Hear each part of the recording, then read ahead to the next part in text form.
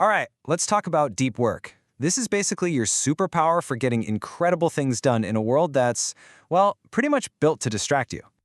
Okay, so let's dive right in. First, we've got to understand the problem we're all up against every single day. Does this sound familiar? You sit down, ready to tackle something important, and then your attention just gets yanked in a million different directions. A ping here, a quick question there, and poof, an hour's just gone.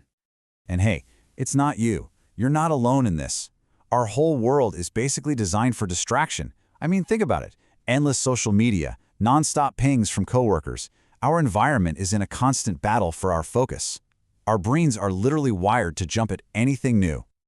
And get this, a study back in 2012 found that we can only fight off these digital temptations about half the time, 50%. That means for every 2 times you try to ignore that little notification, you end up clicking on it once. The odds are not great. So, if our world is just a giant distraction machine, what's the fix? What's the antidote? Well, it turns out there's this really powerful solution, and some of the most successful people on the planet have been using it for a long, long time. It's this idea from author Cal Newport, and he calls it deep work. And look, it's not just about focusing more. No, this is about getting into a state of total distraction-free concentration where you push your brain right to its limit. No interruptions, period. And people go to some pretty wild lengths to get into this state. I mean, just think about J.K. Rowling. To finish the last Harry Potter book, she literally checked into a 5-star hotel. Why? To escape the chaos, the kids, the dogs, everything. She changed her entire environment just to find that focus. And it worked, right? That's where the magic happened. And it's not just about finding a quiet room, it's about the intensity. Take a young Bill Gates back in 1974.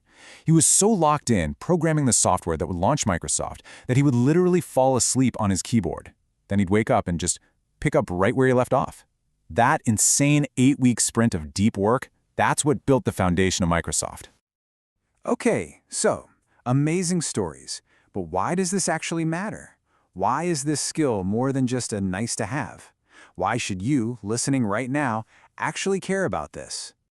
Well, it really comes down to this big difference between 2 types of work. You've got deep work on one side. This is where the breakthroughs happen. The game-changing ideas, the complex code, the incredible art. It creates brand new value. And then you've got shallow work. You know what this is. It's the busy work, answering routine emails, filling out forms, all that stuff. It has to get done, but let's be honest, it's easy to copy, easy to automate, and easy to outsource. So it really boils down to 2 main reasons why deep work is a superpower. One is about what happens inside your brain, and the other is about how valuable you are out in the world. Okay, first, let's get a little bit nerdy with some neuroscience. When you focus that intensely, your brain actually builds this stuff called myelin around your neurons. Now think of it like putting rubber insulation on a wire. It makes the signals in your brain travel faster and cleaner. So you're not just working hard, you are literally upgrading your brain's hardware. You're making yourself faster and better at the skill you're practicing. And reason number 2? It's simple economics. In this hyper-connected, always-on world, very few people can actually disconnect and truly focus. That makes the ability to do deep work incredibly rare. And what happens when something is rare? It becomes valuable. This is how you stand out from all the noise. Okay, this all sounds amazing, right? But how do you actually do it? Especially when your phone is probably buzzing in your pocket right now. Well, don't worry. Let's break down 3 really practical strategies you can start using, like today.